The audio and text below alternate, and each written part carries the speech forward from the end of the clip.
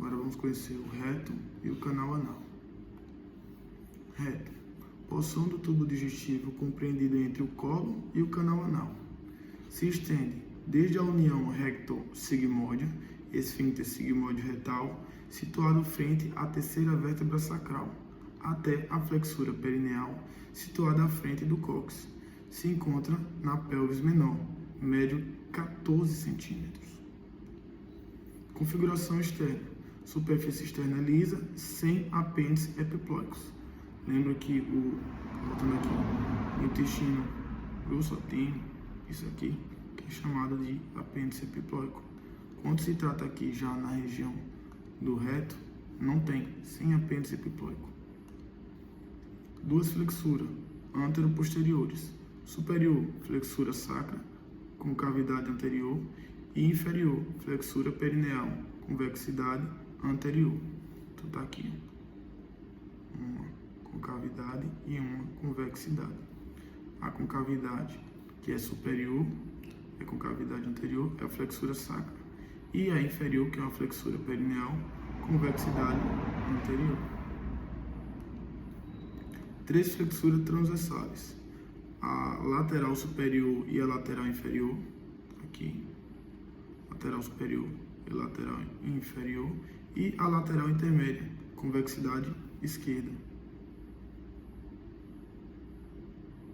Convexidade esquerda. No interior do recto, estas flexuras se correspondem aos plegs transversos, dois esquerdo e um direito. Então aqui a gente vai ver nessa configuração interna os três plegs transversos, superior esquerdo, inferior esquerdo e o médio direito.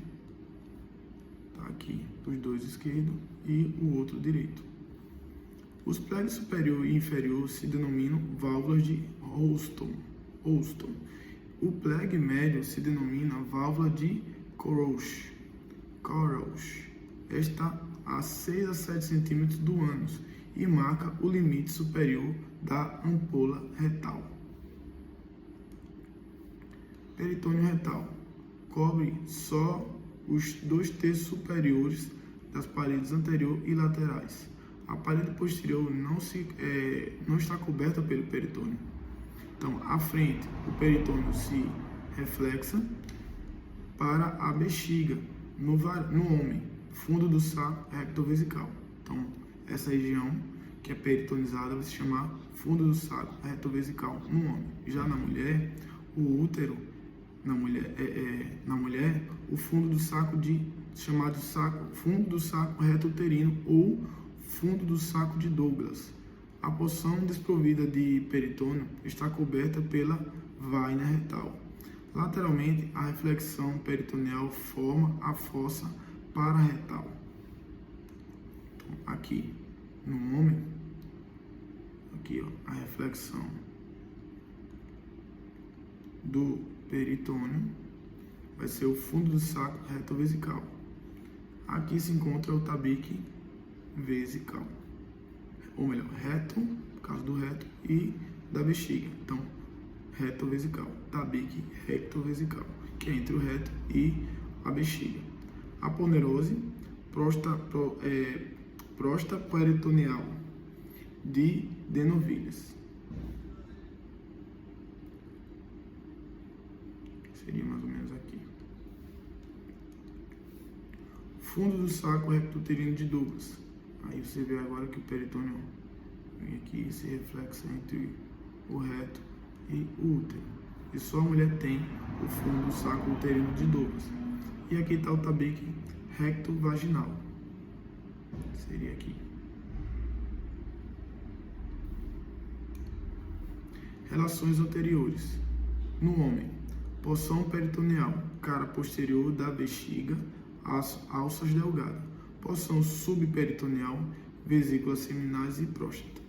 Então tá aqui a vesícula seminal, tá aqui a bexiga e aqui tá a próstata.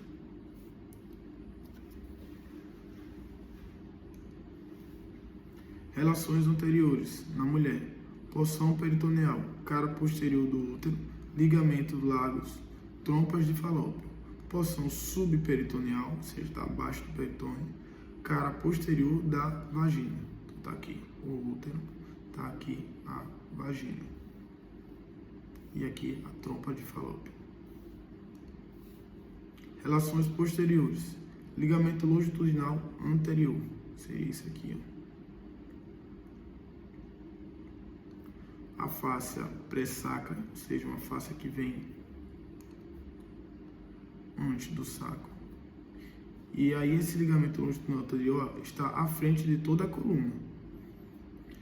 Entre o reto e o sacro se encontra a artéria sacra média e sua vena, artérias sacras laterais, os troncos simpáticos, os nervos sacral 3, 4 e 5 e os músculos piriformes, que são músculos dessa região. Relações laterais, porção peritoneal, fossa pararrectais, seria essa região aqui, a fossa pararretal. E a porção subperitoneal, que está mais abaixo já do peritônio, ou seja, aqui abaixo. Espaço pelvirectal superior, fossa isquio-rectal, então está entre os isquios. Esses aqui são os ossos isquios. Espaço pelvirectal superior, fossa isquio-rectal. Continuando, aquela parte de baixo que a gente falou nesse instante. Peritônio, acima. Isso aqui, peritônio. Músculo obturador interno, seria esse aqui, que é lateralmente, e o músculo elevador do ânus, que é mais abaixo. A gente vê aqui, ó. E aqui o reto, que está o que? Medialmente. O conteúdo, vasos hipogástricos, plexo hipogástrico inferior, ureter e artéria e vena rectal média. Vaina retal. Cobre o reto nas zonas desprovidas de peritônio. Então, a região que não tem peritônio está coberta pela vaina, que seria essa mais branquinha aqui. Agora está vermelho porque eu pintei. Então, a vaina rectal. O espaço compreendido entre o reto e a vaina retal se denomina espaço perirectal. Peri de periferia, está na periferia do reto. Agora vamos ver o canal anal. Porção mais distal do tubo digestivo. Se estende desde a flexura perineal, união ano-rectal, situada à frente do cóccix. Então está à frente do cóccix. Até o ânus.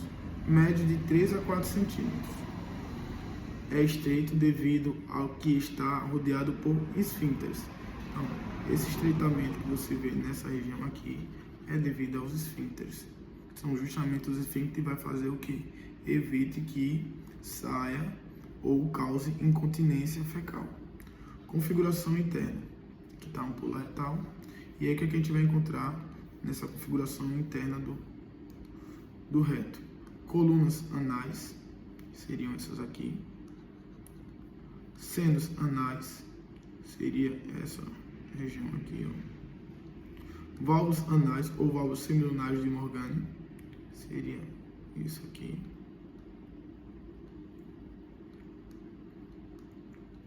Linha pectina, seriam as linhas que a gente vê aqui. Linha anocutânea, ó, entre o ânus e a parte da pele. Então tá aqui, ó, linha anocutânea. E o pecten anal, que seria esse espaço debaixo da linha pectina. Tá aqui a linha pectina, então embaixo da linha pectina estaria essa região. Relações. À frente, no homem, a uretra. Na mulher, a vulva e a vagina. Atrás, espaço ano-coccígeo com o ligamento ano-coccígeo. E lateralmente, fossas isquioanais. Ligamento ano-coccígeo. Aqui no homem, aqui na mulher. Ambos têm. Espaço pelvirectal inferior, fossa isquioanal. O que é que a gente vai encontrar aí? Músculo elevador do ânus. Aqui.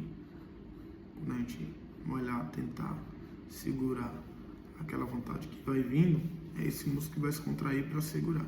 Acima. Músculo obturador interno. Aqui. Lateralmente.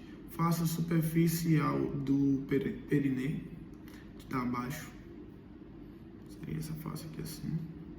E o conteúdo, artérias e venas, retal inferior e nervo anal. O esfíncter externo do ânus. Seria isso aqui, ó. É ele que contrai e faz com que você não tenha incontinência fecal. E aqui o canal anal. Conducto pudendo de Alcock, formado por um desdobramento da face do músculo obturador interno. Então tá aqui, ó. Essa face aqui.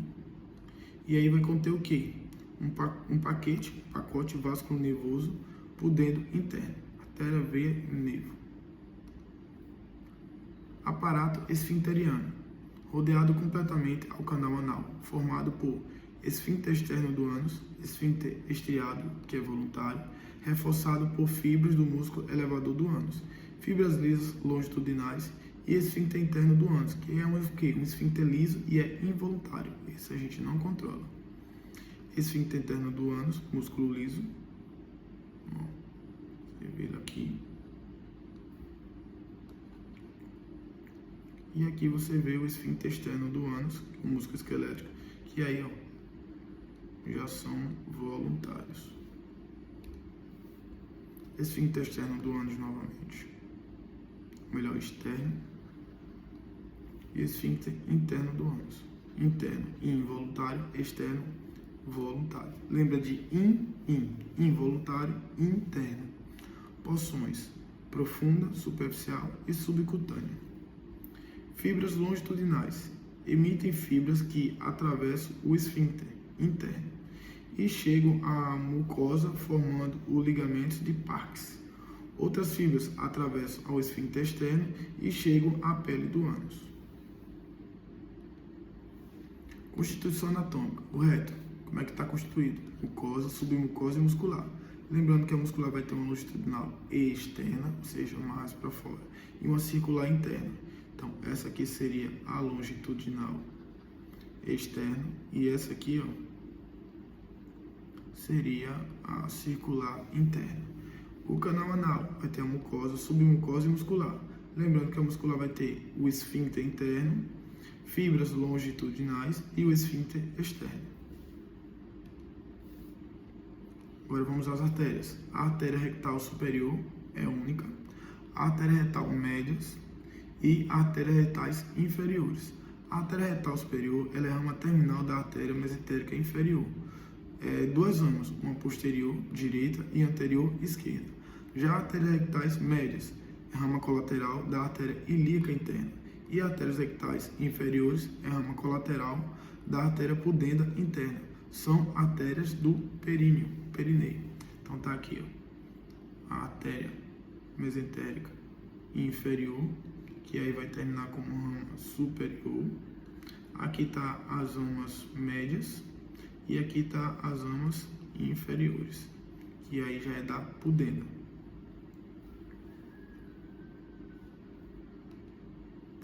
Pudenda interna, tá? A venas é a mesma coisa da artéria, só que agora voltando. Então vai ter a vena rectal superior também, venas retais médias e venas retais inferiores. É o sentido inverso das artérias, como eu falei. A vena retal superior contribui a originar a vena mesentérica inferior. Lembrando que vena é voltando, mas por isso que as ideias é a mesma coisa das artérias. Vena retal médias, que é a vena ilíaca interna, e a vena retais inferiores, que vai à vena pudenda interna. Tá aqui a superior, as médias e a inferior, pudenda interna.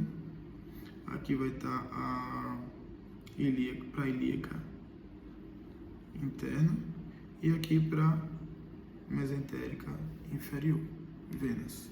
E linfáticos, raiz superior, média e inferior, segue as artérias e as venas, mas não todas, algumas.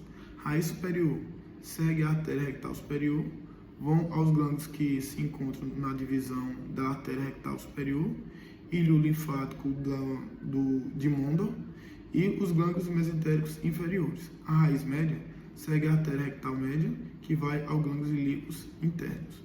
E a raiz inferior, que segue a artéria rectal inferior, que vai aos glândulos ilíacos comuns e do promontório. Os extrapélvicos vão aos gânglios inguinais. E o nervo?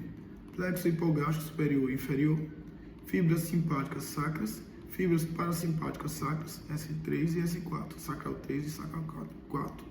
Os esfíncteres do ano têm tríplice inervação.